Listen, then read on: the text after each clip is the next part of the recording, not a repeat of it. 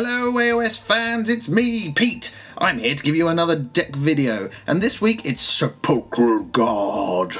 Now, I know who I'm coming up against in this video, as I quite often do, but as always I am trying to keep it a nice generic tournament-y kind of list, with one added twist. Like you saw last week, we played with a faction fraction deck, and I've done the same here. We've decided, for the next few videos at least, to try and keep the faction fraction going, and if you're not sure what that is, go take a look at our other videos, but a quick explanation. We were asked by a Patreoner who paid at the top dollar level, which is the $10 level, means we pick one a month to dictate a battle report for us, and his dictation was we had to include at least half of our cards being warband specific.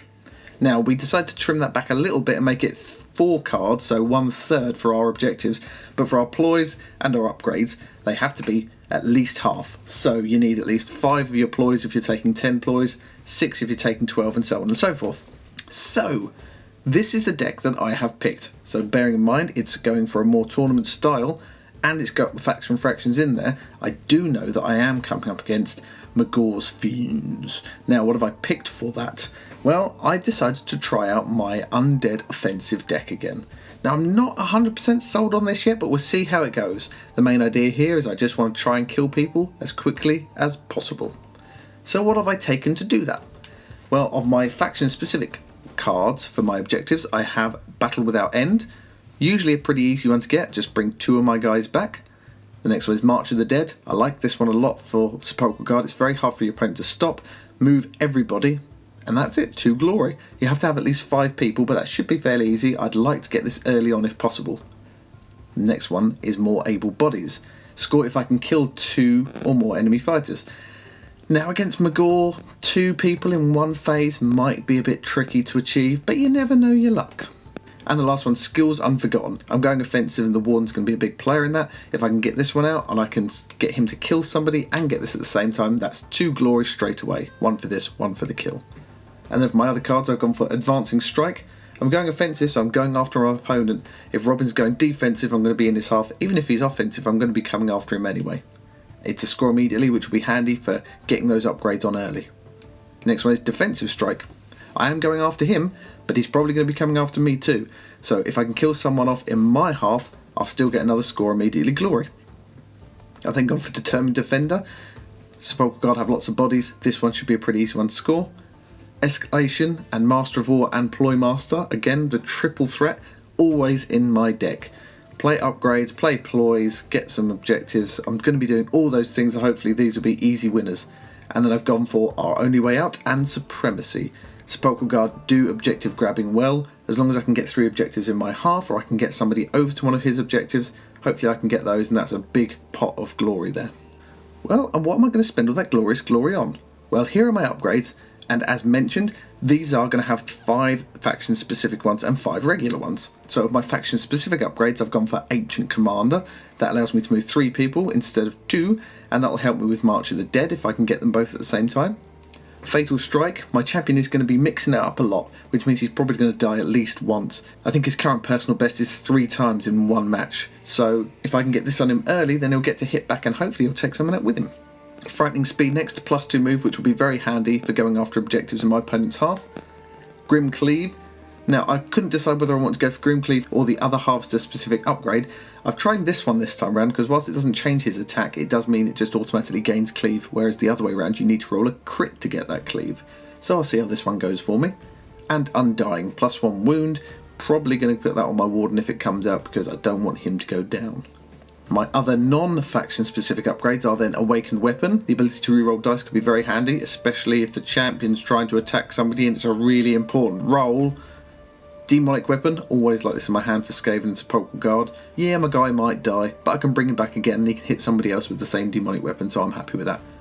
Dark Darts help to offset my speed restriction a little bit with the range, and it has Cleave straight away, which is always handy. And then I've gone for Great Strength and Incredible Strength. These will be handy on either my Warden or my Champion, possibly even at a push my Harvester or my Prince, depending on where they are. And what are the ploys I'm going to use to score the objectives to gain the glorious glory to buy all those upgrades? These are them. My faction specific ones, I've gone for Bone Shrapnel. I'm going to be getting killed and might as well do some damage when that happens.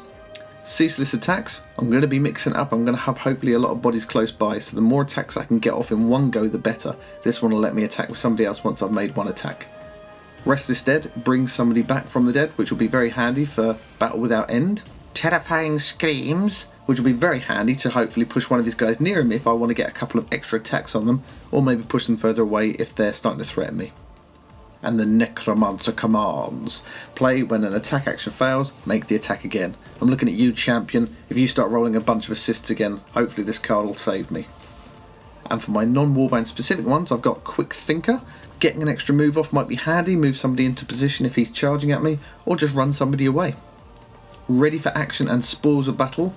The 2-card winning combo I think you've got to always have if you're playing an offensive deck. The ability to hit somebody, upgrade them, possibly even with something like Awakened Weapon or Demonic Weapon, and then hit them again. Priceless. I've also gone for Twist the Knife, which is really handy because a +1 damage when you know that that attack is already going to hurt somebody is just a great benefit. It's just an extra +1 damage. There's no risk that it might not work. And then I've picked Spectral Wings, which is a +2 move in the next activation.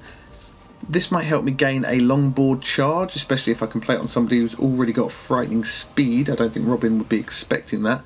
Or I could use it to sprint onto an objective over on his half, and then that'll help me hopefully grab Supremacy or our only way out, something like that. I've not used this card before. I think this is a very handy card for the Sepulchral Guard to have given their limited movement. So that is it, that is all my cards.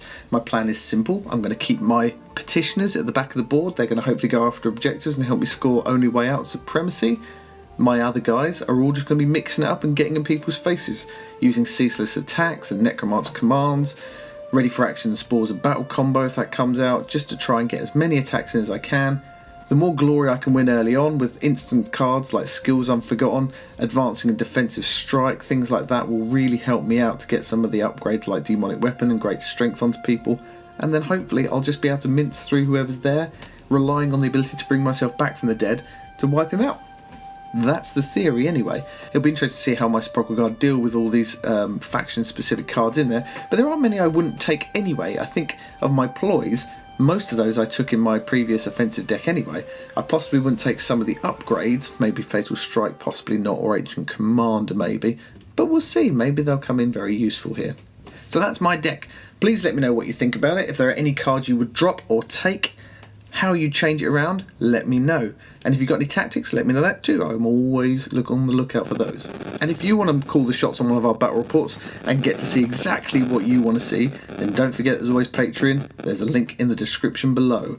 Sponsor us at the $10 level and you will be picked at some point to choose your battle report. As always, I shall see you soon in the Mirrored City. Bye!